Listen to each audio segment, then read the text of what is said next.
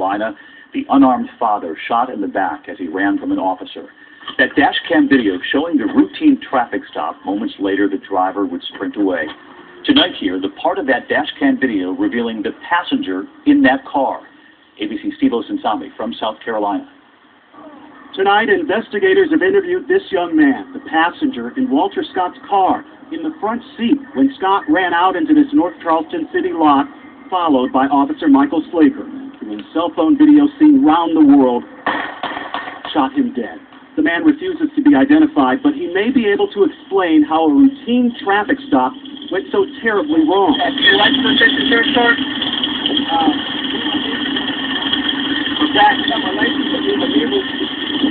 Okay, let's start with your license. Reason for the stop is your brake lights out. He might know why Scott bolted from the car, running from the officer. Scott's family believes he ran because he was worried he was going to jail for unpaid child support. Records show it's happened 3 times before. Don't miss my son. Cry all the way to the bank. Cry all the way to the bank. Happen to anybody else? There are 2 families grieving here. Scott's mother will bury her son tomorrow morning, and Officer Slager's mother worries her son will never be a free man again. Nobody likes to see their child sitting in prison. You don't think it's something that will ever happen to you. Tonight, state police say they thought early on that something wasn't right about the shooting, and they're saying that the cell phone video confirmed, quote, our initial suspicions. David? Steve Osinsami. Steve, thanks for your reporting all week here. And now to breaking developments involving another video under investigation. We learned late today several deputies put on leave.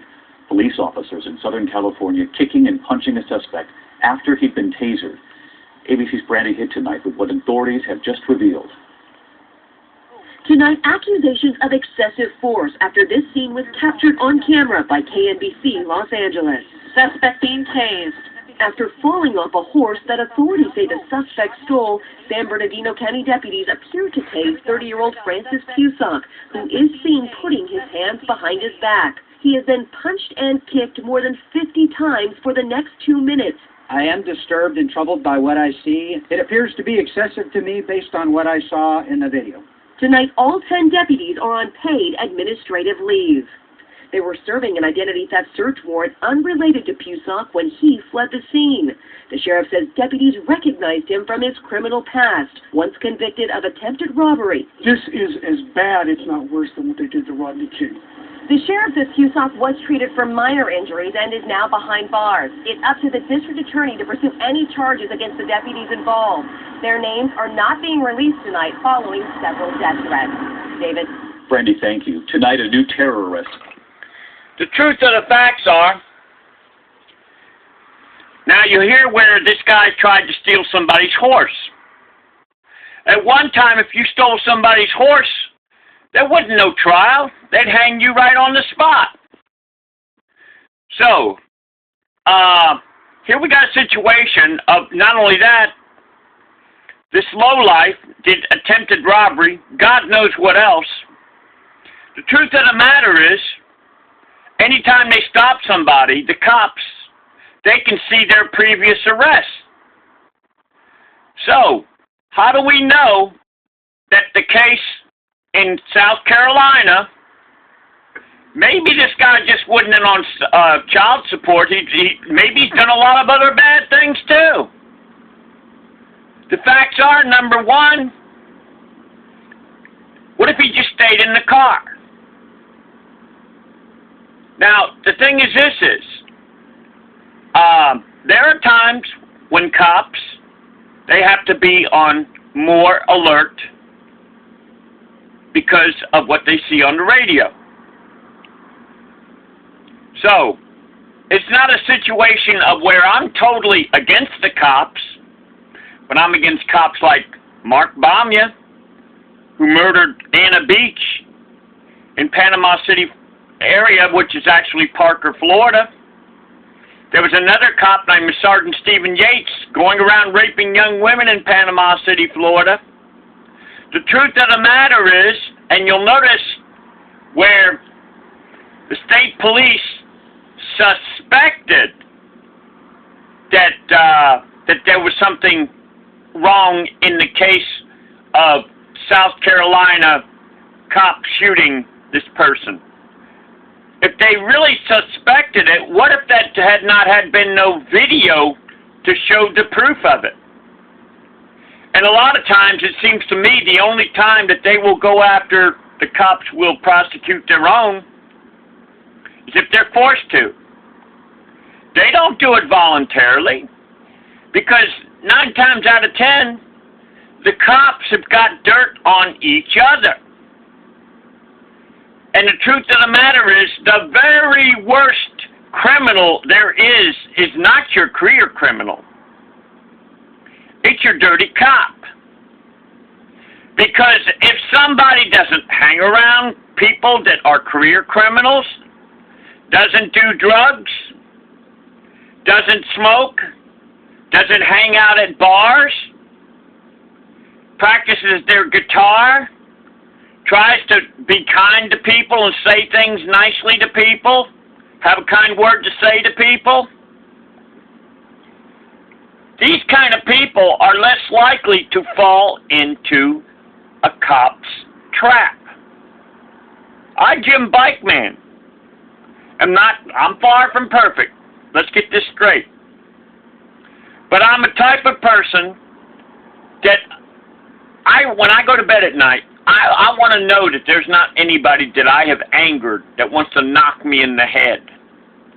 And the truth of the matter is, I believe cops hate whistleblowers more than they do murderers, more than they do career criminals. Because it's only those who try to live their life in peace who has a chance on exposing dirty cops. It's only the kind of people that as a matter of fact, I've got a little propaganda thing that says from Guy Chanel, who used to be the Bay County Sheriff a long time ago. There's this little star that says, fighting crime is everybody's business. And the truth of the matter is, this thing about fighting crime, oh, here we go.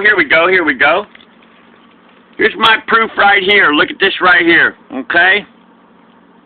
That's my proof right there. What's that say? Stopping crime is everybody's business. Call Guy M. Chanel, Bay County, Florida. But the truth of the matter is, as long as they're protecting the crime, they don't give a shit.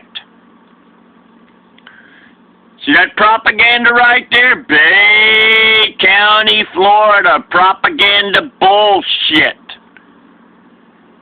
And what I'm trying to do? I'm trying to do something about these motherfucking American enemies, boom car punk motherfuckers. Which I highly suspect, because I see the same vehicles going up and down the road.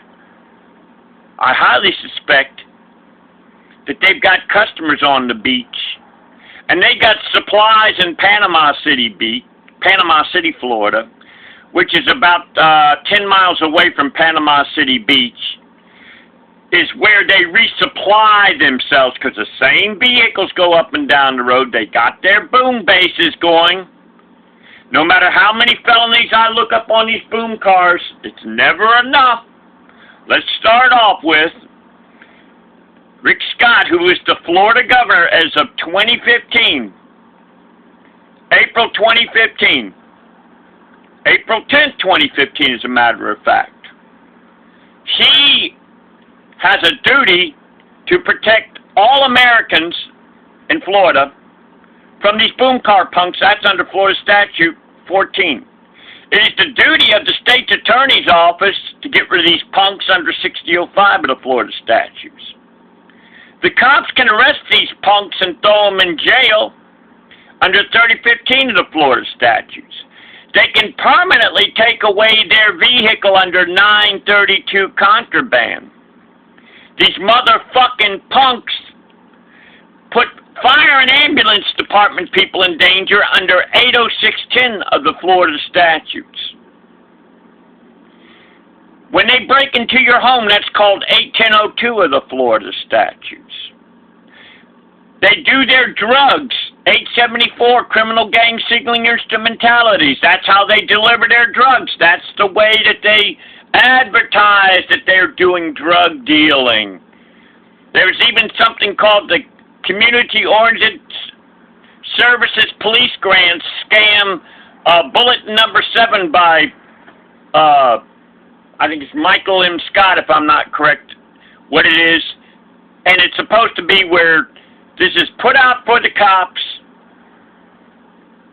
They get these grants, and it's about naming boom cars about the felonies that they do. There are so many felonies, these boom car punks. They're American terrorists under 876 of the Florida statutes. All cops, when they don't do anything about these boom car punks, they've broken their public servant oath, which is under the 876 of the Florida statutes. They broke their oath to become a cop in the first place. The cops and the boom car punks can go to jail for a long time, $10,000 fine and 10 years in prison under United States Code, Title 18, 241, 242. But evidently, and then a favorite thing the cops like to do, they like to trivialize it. They'll say something like, oh, these boom cars, well, we got bigger fish to fry. Okay. Gee whiz, why do you have no parking signs? Why do you have no loitering signs? Why do you have no skating signs? Why do you have signs that say no playing in the fountain or anything like that? So these trivial crimes that you claim about, you could always put up signs at all traffic stops in major intersections. We hear the boom, we take your car. Under 932 contraband, you'll never get it back. Also under 80610, which is putting emergency vehicles in danger. So this is my sentiments right here. The truth of the matter is, cops back each other up, and the only time that they get exposed is when they're forced to do it. Because the cops have ways of keeping clean cops in line. They can always do a slowdown. They can always ostracize them. They can always put them in dangerous situations and stuff like that.